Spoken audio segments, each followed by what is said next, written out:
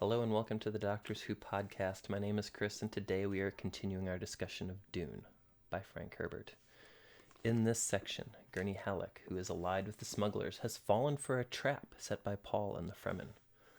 Once Paul and Gurney are reunited, the time has come for Paul to challenge Stilgar to combat to the death for leadership of the Siech. But Paul has an idea.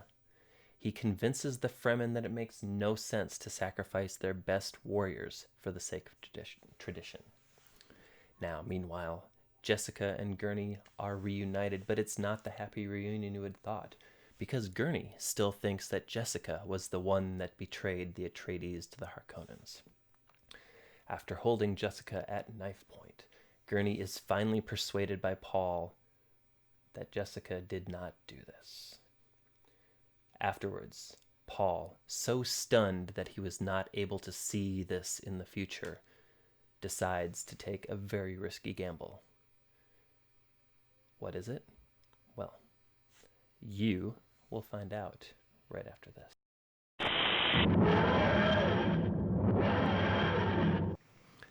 Hello and welcome to the Doctors Who podcast. My name is Chris. My name is Chip.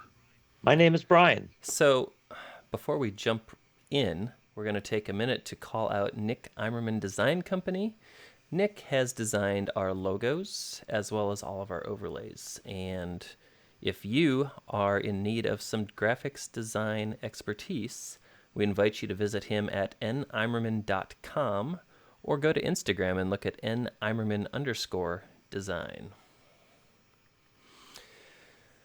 Okay, I think we said this last time, but I think this is Frank Herbert's Sanderlanche. I can definitely tell it's building up speed into something. Like it seems like all of the pieces are moving faster and faster. Like one too many rides on the carousel. Since Frank Herbert wrote this a long time before Sanderson wrote a book, isn't it really Sanderson taking from Herbert to create the Herbert Lanch? A Herbert Lanch? Something like that. That doesn't work as well. Doesn't flow as well. So, but you know what I mean. Yeah, no, I don't think we'll do that. But we are going to go into some individual thoughts, some hot takes, if you will. So we're going to start with Chip. We'll move to Brian, and then I'll bring up the rear because that's how I like it.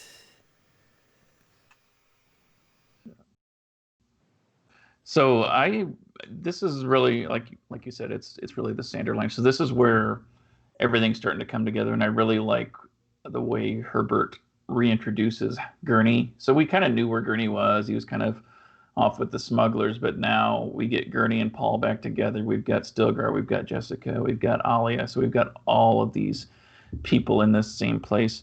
The relationship with Gurney is interesting as well, where the last time Gurney and Paul were together, Gurney was definitely the mentor, teaching, showing Paul all these different, ways of, the battle, for everything. But now it seems like the roles are reversed, where Paul is really the mentor to Gurney, and he's introducing him to the Fremen and introducing him to kind of all these different things that he has these abilities to do. So it'll be interesting to watch and see, not watch, but read and see how things play out here, because we're really getting close to the end of the story. I really like the dynamic that's happening here in book 3. This is, again, the prophet. So this is, but before I kind of felt like Paul was a passenger in the ride of the book. He really was kind of reactionary to whatever situation he's in. And now he is fulfilling that mantle of the prophet, where he is driving the action. He is laying down the order and the rules, and he's kind of asserting his will. I mean, the entire thing with Stillgar, I still like Stillgar as one of my favorite secondary characters of the book, and I just feel like, Paul really has a liking to him, and just the way that their relationship works, he wants that to continue, and I just like that dynamic. But I really like the feel of this section, because it feels like it's, like the beginning of a race, where like all of the cars are in position and we're ready to drop the flag and we're ready to kind of roll into the ending. But it's or even speed into the ending. But I really like this section because it's setting up what's coming in the next section or two. I'm going to touch on the Gurney Paul reunion as well because it's been 2 years. Paul has been living in the desert among the Fremen for 2 years. Gurney has been living among the smugglers for 2 years. And when they meet back up, like, one of the Fremen call Paul Muad'dib, and he's like, holy crap, that's why they've been getting so smart recently, because you are leading them. And then I also like it because it's not perfect. Paul didn't tell Gurney he was still alive. Gurney's like, you've been out here for 2 years and you didn't let me know that you were still here. And he's like, well, yeah, but I couldn't let anybody know because I didn't want the Harkonnens or the Emperor to know. So I liked that even though it was overall very happy, you still had a little bit of tension because, this is a guy that mentored and helped to raise Paul. And I think, we see also the dynamic with between Paul and Jessica after Gurney has her at knife point, where Paul's like, well, you know what, you didn't hear her sobbing at night, Gurney, after my dad died. You didn't hear her sobbing. And Jessica's like, she's just like crushed inside because she didn't know that Paul was aware that was happening. So we got some really good relationship moments in these sections, which those to me are really the kind of like the glue that holds the other sequences together. If you don't have the relationships, then you don't have that. And another relationship I'm looking forward to exploring a little bit more is that relationship between Stilgar and Gurney, because they, Stilgar is kind of like Paul's right hand, even though this is my left hand. And Gurney, was that role. So there's this like competition almost. So that's going to be an interesting one as well. Okay. Yes. Why don't we talk about Gurney first? These sections are predominantly about him anyway, so I think it makes sense to start there. Yeah, and I like that it kind of reveals a little bit more of Gurney's past and how kind of a tough of an SOB he is. I don't know that we knew that. We knew he was the musician. We knew he was the war master, that he taught these things to Paul, and we knew that he'd been sent to the slave pits and stuff. I think we caught that earlier, that after the Harkonnens attacked his home world or whatever, that his sister was sent to the pleasure houses, he was sent to the slave pits. But I think he spent like 11 years there. So right, that's right. Yeah. But it's basically showing that you might think the Sardaukar are pretty badass, but Gurney is equally so.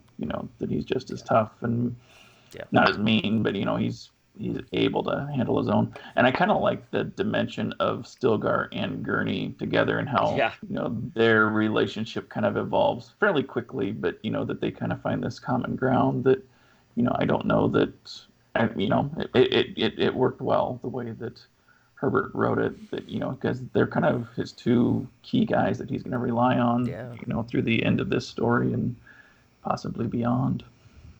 Well, one of my favorite quotes that's coming up, it's Stilgar talking to Paul about Gurney and saying he talks like a Fremen. So just like that, like they almost have this beginning of a bond forming over, like, because of Paul, but it's really that building of a friendship that they share, like this mutual struggle for survival. Mm-hmm. So I don't know. It's like people surviving tend to get along better. Well, and the two of them, Stilgar and Gurney, have heard of each other, because Stilgar is like, well, who hasn't heard of Gurney Halleck? And he's like, oh, Stilgar, you're a legend, So there's there is that mutual respect, and there's also that. I mentioned it before. I think there's almost like a little competition there because Hmm. they both kind of fit into the same peg, as you will. So that's interesting. Another thing that kind of it takes a little while for it to sink into Gurney is that Paul is the Duke now. That Leto's gone. So there's a Yeah. moment of realization for Gurney this chapter, or this scene that we're covering, where I think Stilgar refers to Paul as, the Duke. Mm-hmm. That Stilgar starting to see him as Duke and not just, Yeah. Muad'dib and not just a Fremen, but it kind of comes to Gurney. I think he says, that yes, with Leto dead, the title fell upon Paul's shoulders. That this is Yeah. the last Atreides. This is the Duke. That.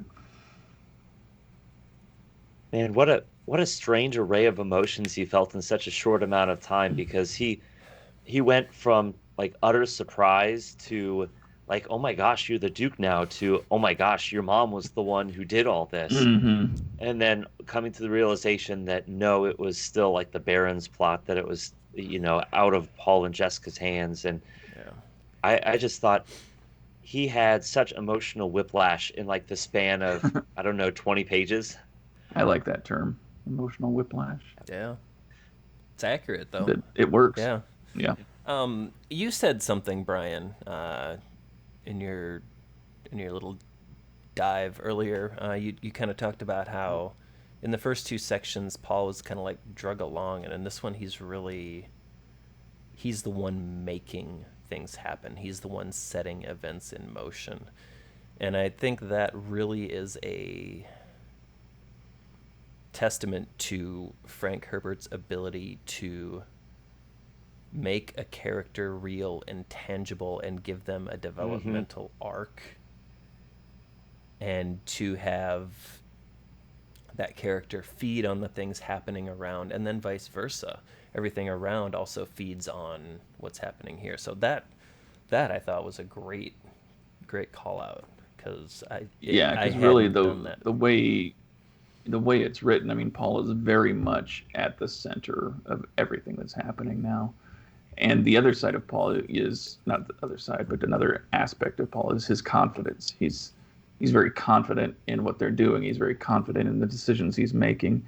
When they realize that there are Sardaukar troops that had infiltrated the smugglers and were pretending to be smugglers, Paul's very confident in his decision to basically, tell them to go back and tell their leaders how tough the Fremen are, and he's very confident in just letting them go and sending them back. And he's my name's Paul Atreides. We're gonna let you go. Yep. Well, I thought there was nothing, and of course I'm jumping a little bit further ahead in this section, but where Paul was trying to assert himself, like, am I really the prophet? Am I really who I am believing I am? When he decides to test the water of life. like, oh my gosh, I don't think, like, you have to be pretty darn sure of yourself before you do something like that. Yeah, you do. So, and I wanna dive into this, because that's like a great cliffhanger to this section that we read. But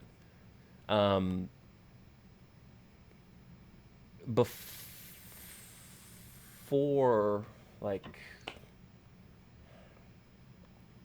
because before this, like, he was able to see all these different branching paths and these futures and these possibilities, right? And so the real impetus that leads him to do this is the fact that he was not able to see Gurney attacking his mother. That, to me, that he's like, That's I a didn't, good point. I didn't see that. I missed that. That was blind to me. I need to be able to take the next step. I need to get to the next level if I'm going to make this thing work. That, and I think he also touched on that he almost has a tolerance to the spice, that he's been so immersed in it that it doesn't give him the Doesn't elevate foresight his or senses the almost. right. Yeah. It's almost like he's just becoming numb to it. So he's there's a couple of things that are leading him to this point that, you know what, I think I'm going to try this water of life stuff. Worked for Mom. Yeah. Yeah, that's a bold move. Yeah, but speaking of Mom, the whole scene, between Yeah. Gurney and Jessica was great too, where, Hmm. another, like you said earlier, that emotional whiplash where he goes in thinking, has this utter hatred towards her, wants to kill her and Yeah. avenge the Duke, and comes to realize that, oh shit, I was wrong. you know.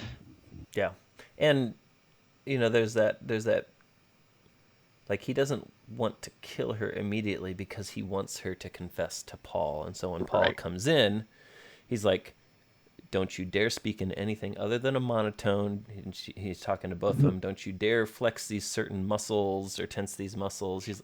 So he knows so much about Bene Gesserit training and how Paul has been trained that he's like, Yeah. he's ready to see this thing through. And just like that level of preparation to me was just like, oh, dang.